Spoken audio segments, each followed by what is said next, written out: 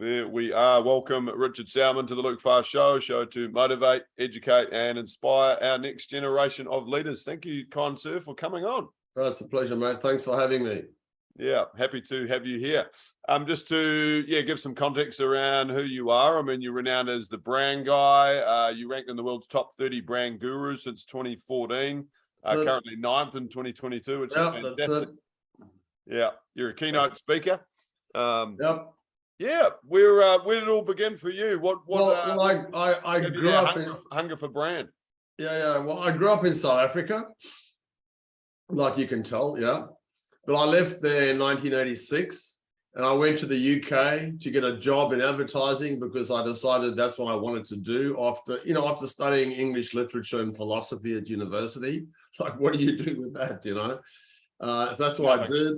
I landed a job at Saatchi & Saatchi, which was a good place to start, but I couldn't hack it. I need to be in the Southern Hemisphere. I need warmer weather, friendlier people. So I came to Australia and then worked in advertising, and if you work in advertising and do branding, I worked through all the account service roles, account executive, account manager, did all that. And then got into a strategy planning role at DDB, and then became head of strategy at McCann Erickson, and I just love that. I love the the whole the thinking, the creativity. That is really it kind of works for me. But in advertising, if you work in advertising and do branding, you make ads, yeah. And after doing that for about 15, 18 years, I thought I don't really care if I sell more cans of Coca-Cola, you know what I mean? It's like, or more boxes of Microsoft product as it was back then. It was always in a box. I just don't care, I'm over it. So what do? I have to reinvent things. So I reinvented, I guess, the way I do branding, and branding to me is not I brand organizations and companies and businesses, and it's not a marketing play, because it starts with questions like, it is being purpose driven. What is your purpose apart from making money? Because if you're any good as a business, of course you make money, but why do you exist? What's your contribution to life, to the planet, to the world, to people who rock up on a Monday morning? Why should they be excited and engaged to be here? And all that. So that's a leadership conversation. It's an HR conversation. It's an executive team conversation. And that's how I started branding. And that's the way I've been branding now for about, almost 20 years now. I've been doing it on my own in that way. Long time. Yeah, long time. I just want to track back to your Saatchi days for a little bit. And the people out there that actually don't know Saatchi & Saatchi, they're a British multinational comms and advertising agency. They've got 114 offices, 76 countries, and 7,000 staff. Very big. But what were some big learnings for you way back then working for Saatchi, Richard? Well, it was an interesting time because Saatchi & Saatchi, MNC Saatchi had not happened, so it was still one entity. And the Saatchi brothers, Charles and Maurice, were still there. In fact, they used to kind of mooch around the offices sometimes. Charles Saatchi's art actually hung up in the walls of the agency because there was no gallery at that point to put it. It was all kind of lurking around. And is that the one that was with Nigella Lawson? Charles. Right? Yeah. That guy. Exactly. And it was just, they just were a great agency. They did really great work. We did British Airways, Silk Cut, and I worked on the launch of the independent newspaper. And I guess I just learned, I suppose for me, when I left the UK and came to work in Australia for lifestyle reasons, I found that the advertising industry in Australia was not as great as the advertising industry in the UK, okay? Why is that? Because it doesn't attract the same level of people into it, like there were some really bright, super intelligent, creative people working in the UK, and the industry here, it was a bit like, if you've got a sort of degree that sets you up for any kind of marketing comms role, get a serious job, go work for Unilever or go and work for, one of the big clients, but don't work in advertising because advertising was just seen as a bit of a joke. It's all Porsche's, cocaine and sexist comments. And it was that vibe, Was that actually what it was though? Well, there was a guy, it was, mate. I kind of felt that, like I wasn't proud to work in advertising. When people said to me, what do you do? And I said, I work in advertising. I go, sorry?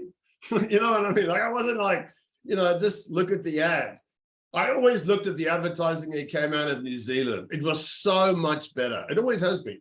It always has been. There's something there. There's something about Australia. When you put a big advertising idea in front of a client in Australia, they will want to research the fuck out of it. You know what I mean? Well, what does the research say? Let's put focus groups. Let's do this. Let's do that. And we have this kind of joke, you know, like the CEO is just going to take it home and show it to his wife or her husband, you know, say, well, what do you think? And it's that sort of test. So there wasn't that confidence and faith in the idea, you know, whereas in the UK, it was like, yeah, okay, you're the experts, you're the agency, you know, we trust you guys, let's do it and make it. And I think to an extent, it was quite like that in New Zealand as well, and even in South Africa, actually. But the work and the thinking on the whole that's come out of Australia is not that great. And I think that's one of the reasons why, you know, certainly, that's certainly how I felt about it. And good insights there, Richard. And I mean, we all know agencies have big egos, lots been thrown around the boardroom. I mean, how did you handle that? In fact, way back when you were joining Saatchi, was there still big egos? And then what have you noticed from a transformation point of view to today? Oh, yeah. What is it? It was a different world, you know. I mean, it was like Paul Arden was the creative director. He's quite a famous man. He's written a few books. And he became a TVC director as well, but he was the creative director at the time. Like when we had meetings with clients, the creatives never came to the meetings. You know what I'm saying? It was those days. The suits presented the work. And if you didn't sell it, you were in serious shit. You know what I mean? The creatives used to be scared of the creative department. You know, oh my God, you know, it was all that. But the budgets were huge. I mean, at the time, I know that Saatchi's made a British Airways commercial and Ridley Scott directed it. It was Manhattan Landing was the commercial and the budget was over £2 million. So that was in 1987, you know? So what was that famous, sorry to interrupt you, Richard. What was that famous campaign that Richard Branson did to counteract British Airways way back when? Were you privy of that with Virgin? No, I don't remember Virgin that. do something? Oh, okay. No, I don't remember that. I thought you might have known more detail. He did something to take market share over British Airways. But what was happening then in the mid-80s was this sort of whole idea of globalization, you know, was becoming a reality. So globalization meant global brands. So British Airways, you know, dropped £2 million on an ad that ran all over the world. You know, it wasn't just an ad for the UK. So that's what was starting to happen, and that was really exciting. And you know, it was kind of a whole new order. And you know, it was really exciting to actually work there. I only worked there for 2 years, you know, and as I said, I left for kind of lifestyle reasons. But yeah, it was quite an interesting place to work. It was probably my in a way, my best job ever in advertising, which was my first job, you know. And so were you pitching? Were you a sales exec? Yeah, no, I was a graduate trainee. I was a graduate. There was 10 of us. The other 9 were all Oxbridge, you know, Cambridge, Oxford, all of them. And then myself from South Africa was a bit random. So I think I just put someone in the mix was a bit different. So I was lucky. And then I became an account executive, and then I left, and then I came here. And then I worked for Ogilvy here. Ogilvy and Mather, account manager, account director. Then I had my own business for a little bit, and then I ended up at DDB as a brand strategist, brand strategy. And that's really my thing. And then got to McCann Erickson as their head of brand strategy for Australia. And we did some really nice work, big clients, you know, cool stuff. And as I said, then I kind of moved on because I thought, yeah, I need to do something that's more fulfilling, that meets a kind of deeper purpose for me.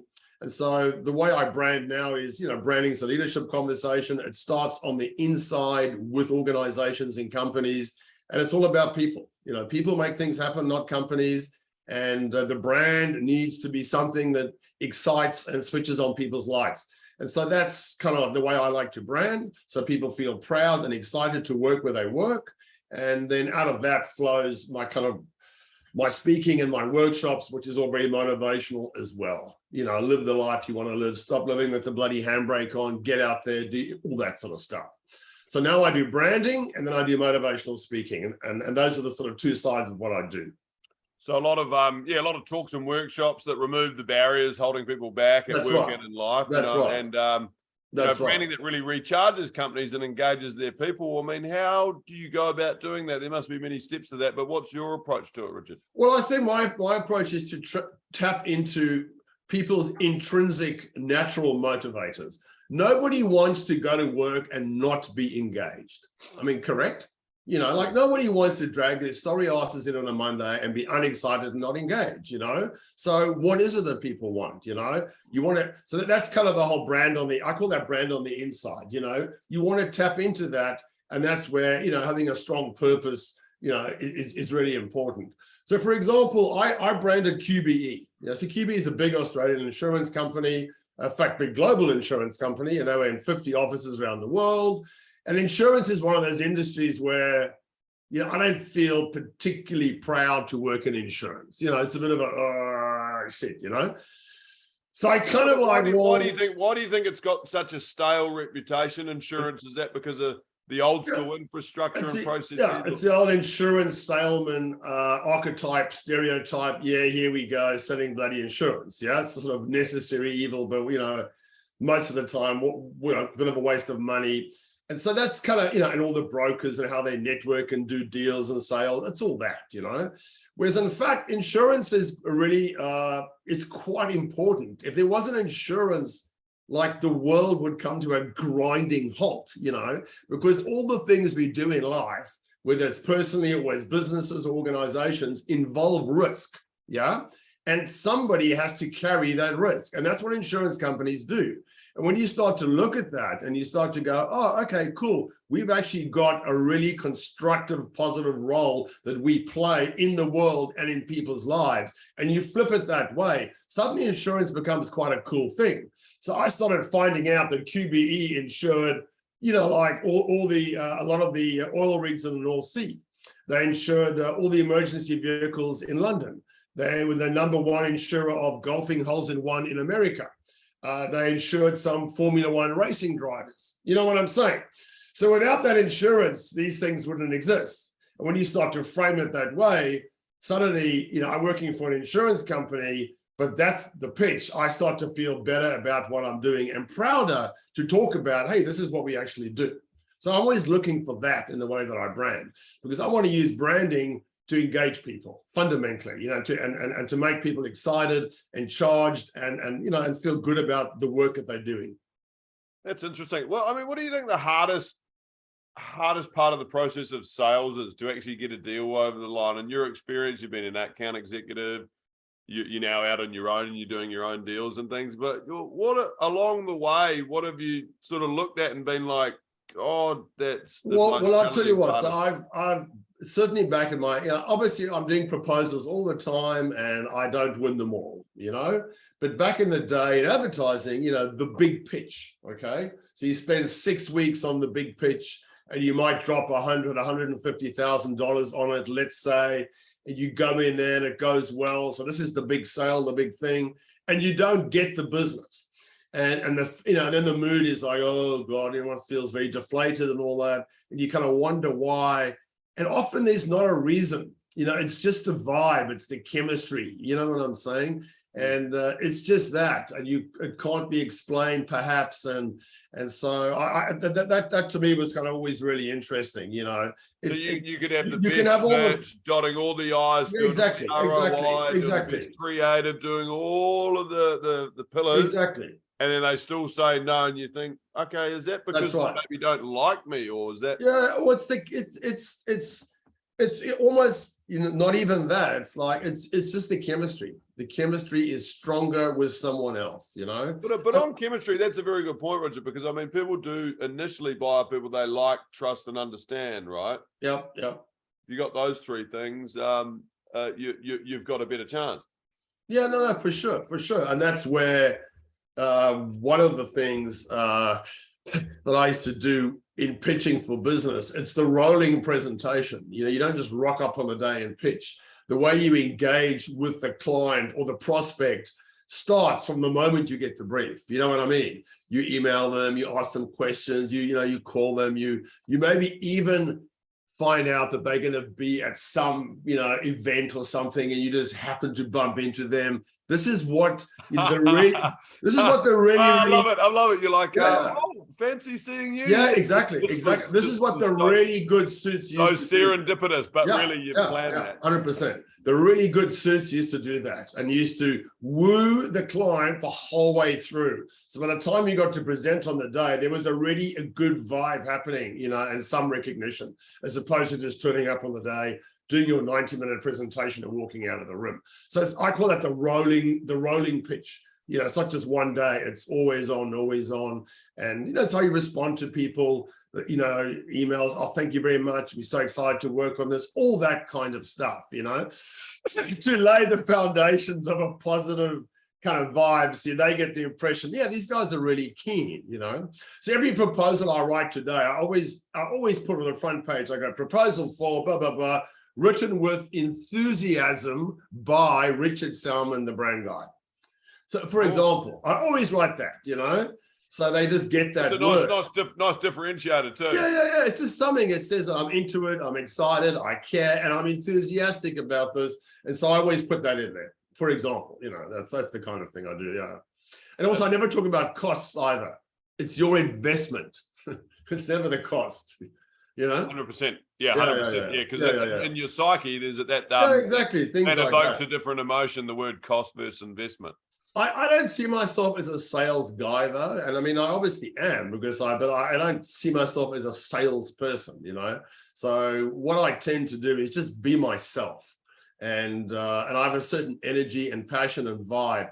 And when I brand organizations, and I as I say, there's a very close relationship between myself and the CEO or managing director, and I will always say to him or her, if you don't like me and you're not vibing me, don't use me for the job, because it's kind of personal. It's your thing. And I'm the guy that's going to be rushing around doing this stuff. And if you're not feeling it, then that's fine. Let's just call it quits. And I always put that on the table. Yeah. When I get the chance to do that and say that to them, I think that's pretty important. Otherwise it becomes it just doesn't really work. You want to have that kind of honesty and trust going. So trust you talked about just now, and trust's the big thing. Trust is massive. I think trust is the biggest thing that actually separates the two apart, between the stereotypical salesman and then the salesman that is I call them more of a trusted advisor. Yeah, exactly. And the trusted advisor is still selling, but they actually legitimately care more than just their commission. That's exactly right. The sales guy over here, he just wants to sell and make a buck. He just wants to make a buck. That's yeah. Right. And there's not much trust. Right. They're cunning. They got all those sort of narcissistic tendencies, and that's not good. And which is quite sad, actually, because that is the genuine reputation of sales. And that's and people can smell that a mile off, So for me, it's like, I'm here to help. I'm here to help you, and let's see the ways I can help you. If that lands in a sale, great. If it doesn't, then so be it. I'm not here to sell you something, and that's the difference. It's a big difference. Well, exactly. And when you are pitching in your solution, or quote unquote selling, but they're actually they're ideally going to get an ROI out of your pitch and your advisory. Yeah. The sales guys, they're pitching stuff that's just going to land a com check in their back pocket. So there's a huge difference. Yeah, big difference. And actually, that's more of a cost, and that's not a big difference. Yeah. So sometimes I talk to sales teams, and they say, "Oh, can you come and talk to our sales team?" And my whole thing to the sales team is again, when you show up and you're making the sale, it's the real you that needs to show up. Who you really are, and that you're a person that gives a shit, hand on heart, and this is what it's all about. And that's the way you want to start being, in the way that you sell stuff, and you will be much more. Let's talk about. Sorry to interrupt you, but let's talk about that a little bit. I think you make a good point there. Be the real you. Like what have you got any tips or tools about how to be your true, authentic self? Because at the end of the day, there's a lot of nerves, there's a lot of stress, there's many layers to your mental psyche that come into that frame of mind when you're in the boardroom. And so how is there any tips and tools for the people out there that you can ensure that you're showing your true, authentic self? There's a voice in your head. Apart from taking Valium. Yeah, apart from taking that. There's a voice in your head, yeah, and it's always on. It's like a radio station, chattering away, yeah? And there's two stations, I Rock, 94.1 FM, or I Suck, 86.2 AM, whatever, yeah? And for most people, it's I suck. The voice in your head, it puts in fears, anxiety, self-doubts. I'm no good at this. People don't like me. I'm going to be rejected. I'm a fail. I'm going to fail. So how do you change that to the other station when you've been programmed that way, though? That's exactly right. You have been programmed that way. So what you want to do, how you change it is, first of all, by recognizing what's going on. So your brain and your mind and that thing, it's a great tool, but it's a lousy master. You don't want it to run the show, okay? So you want to be mindful of that. So if, for example, you've got a story in your head, let's say, I'm not good enough, okay? And so you've always felt that about yourself, yeah? And there might be other ways that gets expressed. I'm not good enough, yeah? So I do this in my workshops, and then I get people to sit in a circle, and then somebody will say, okay, so an agreement that I've made with myself is that I'm not good enough. And this impacts how I work, how I relate to people, everything. What do you guys think? And then their teammates, their colleagues go, mate, what are you talking about? You're like a mate, So in other words, you want to put it out there. I think you want to discuss what's going on for you and go, this is how I feel. And then people will respond to it accordingly. And you will see that agreement, or that, I'm not good enough, let's say, and it's an agreement you've made, it's just bullshit. It's a rubbish. But you've lived with it your whole life. It doesn't mean it's true. There's no big sign up there saying, Richard is not good enough. It's just something that I've decided in my head. So if I'm showing up to a new business pitch, or if I'm showing up to a sales meeting, and I've got this idea in my head that I'm not good enough, and all the other ways that plays out, that's not good. You know what I mean? That's not helping me or my cause. So that's what I call living your life with the handbrake on. Where you have these agreements and these ideas about yourself that are not positive. Yeah. Do you think majority of the people you've met in your life are living their life with the handbrake on? Yeah. Wow. Yeah, I reckon. There's just so much unlimited potential that's just locked up out there. Yeah, right? I think so. People are scared of all sorts of things. They're scared of putting themselves out there. People are scared of standing out, just standing out and being different and being unique. There's an exercise I do, and no one stands out. People just merge into, the sort of comfort zone. They come a general space. Yeah, it's good to be here. We go. I think Richard, that's a good point too. On a deeper level, I think though the societal structures have encouraged that. When we look at, you look at the competition-based model, right? And standing out, speaking out, being a true, authentic self, it was never really part of that. It was always, hey, there's one leader in the hierarchical system and you follow that person, and then everyone else is a sheep and you shut the hell up, which is horrific. Oh, that's right. I guess as we're getting more into this sort of 21st century modern day living, things are starting to change, but it doesn't help that, like New Zealand, that's what I really love about Australia. You don't have too much of a tall poppy syndrome, but New Zealand's tall poppy syndrome, which you're aware of, the poppy, trying to bring everyone down. Yeah. It's so rife here, and it's just not encouraging people to be the best version of themselves. Mate, it's the same in Australia. Do you think so? Tall poppy here is the same deal. Put your head in, mate. Put your head in. I just found people in Sydney more encouraging. If you like, they would want to celebrate success and they'd pat you on the back top thing. But okay. Oh, well, that's good. That's good to hear. But I think a lot of the work I do in that space, the talks in the workshop, it started off as like, this is about me and my life. And then you asked me earlier on, do you think I realized this is the human condition, man. This is the human condition. I ask people a question. I ask them, I give people a statement, and I've done this a lot of times. The statement is, let's say, like I'm doing amazing work. My life is amazing, and I'm doing incredible work. Okay, I want you to score yourself out of 10. So if you're a 10, you're a fucking legend. If this is like a whole group of people in the room, yeah. If you're like a 1 or a 2, like there's the door, get out. Okay, show of hands. Any 10s? Fucking never a 10. Never. 9s? No. 8s, few hands come up. 7s. So the average is always a 7. Okay. So a 7 doesn't suck. 7 out of 10 is okay. Like it's a reasonable score. It's a reasonable position to take. And there you go, you know, but it's a fucking 7. Who wants to be a 7? You know, you want to live your life as a 7. That's fine. You call me and I will engrave on your tombstone, Luke, he was a 7. You know what I mean? Nobody wants that. Naturally, nobody wants that. So why does no one put their hand up and say I'm a 10? Because everyone else in the room is going to look at them and go, tall poppy, you're a fucking dickhead. Pull your head in, mate. Who do you think you are? And that's the kind of thing that happens. People want to conform. People want to fit in. People want to be accepted. They want to belong. They don't want to stand out too much. And it's a dynamic that just happens naturally in people's lives. And you want to be aware of these things and see how they are impacting your view of yourself and how you behave and what you offer and what you give of yourself, you know, and it dilutes it.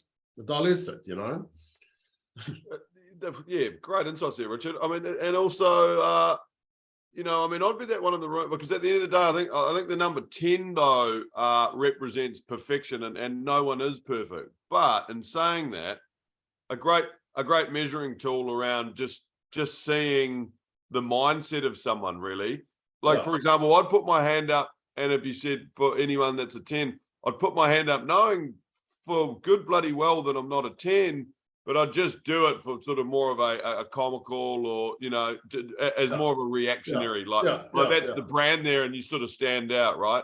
Like everyone knows they're not a 10, but that's the point of the exercise. And I just think that's quite interesting that no one would go, well, I'll chuck my hand up just to read the room, you know? Well, I think, you know, I mean, for me, it's like, it's in that moment, you know, if you're a 10 in that moment and you want to be it, then be it, you know, like some people say, well, if I'm a 10 today, what am I going to be tomorrow? Where's the room for improvement? And then I point out to them and say, you might be dead tomorrow.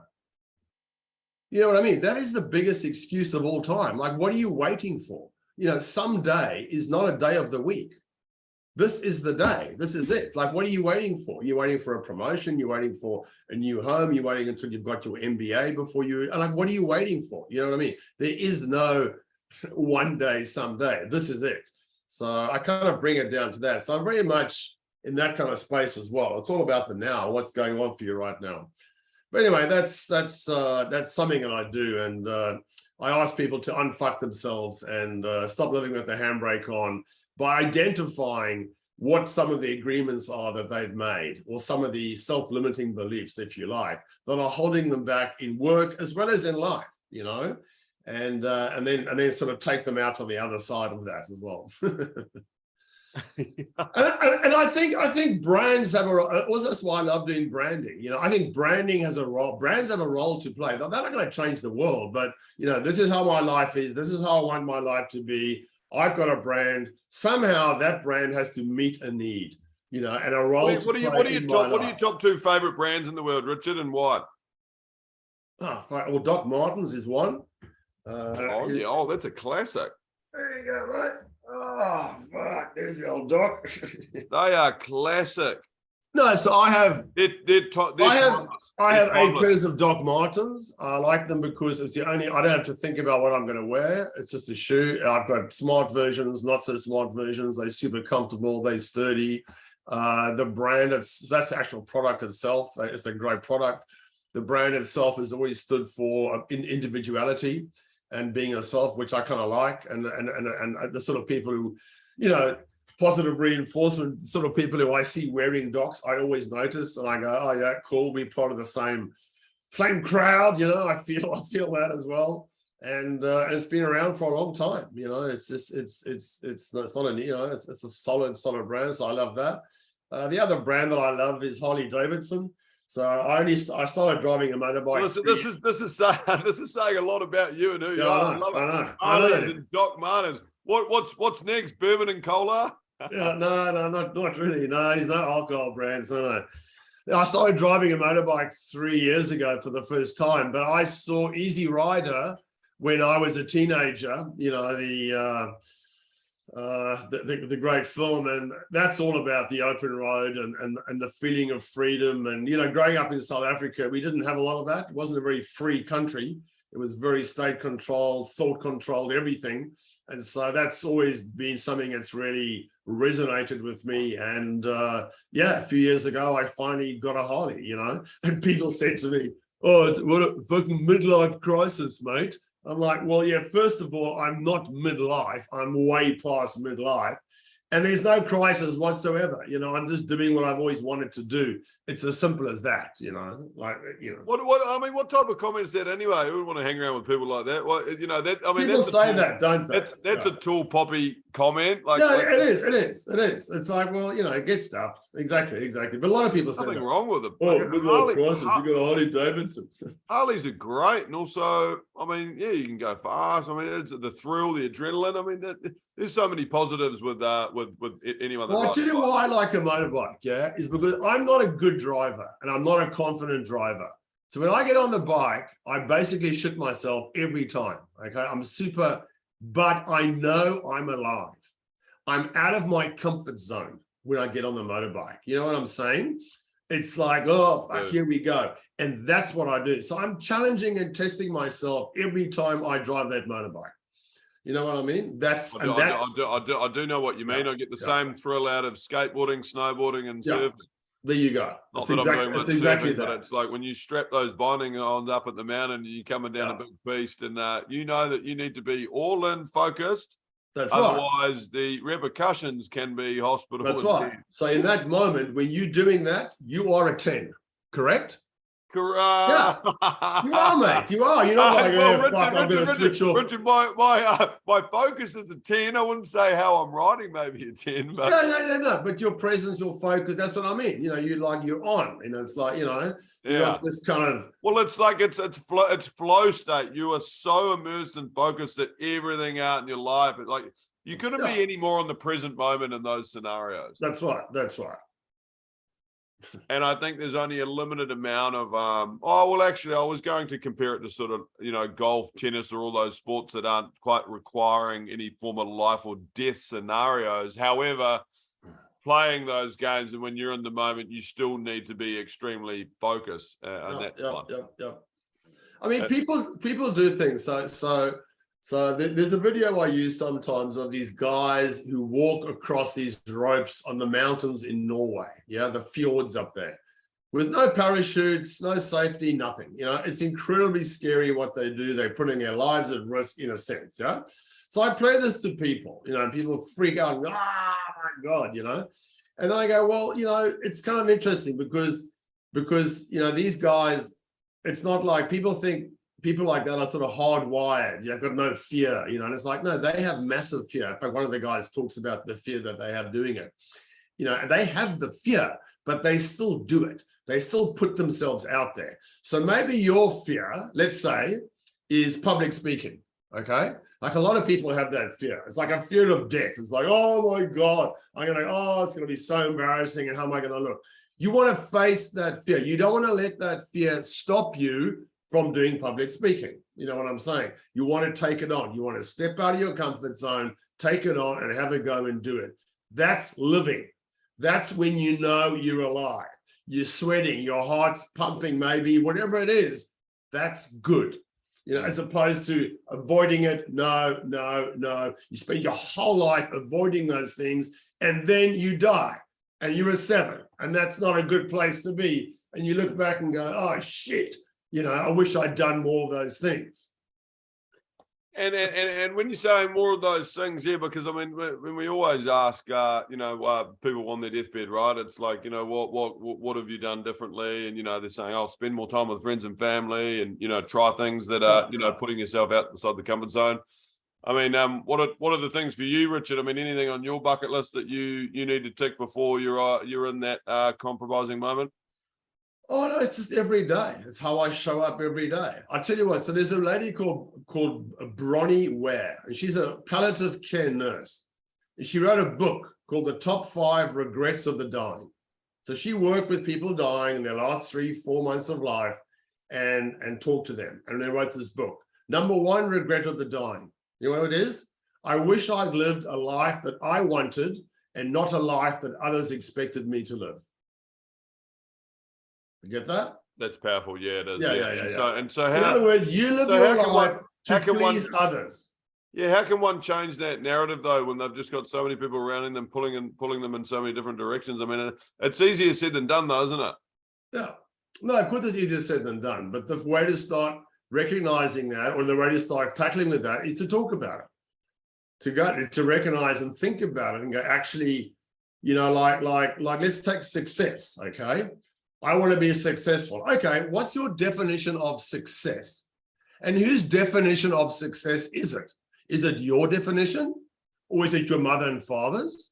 Is it your school's definition of success? That prestigious school you went to? Is it your school reunion? Is it, your university cohort? Like what really is success? And I think that's an example of that, where you want to start thinking about it and go, well, is success having a big career, lots of money and buying a house? And that's the general thing. Yeah, cool. But so I'm sort of doing that. Let's say I'm 35, I'm 40, but I'm not really happy. Yeah, because that's not success for you.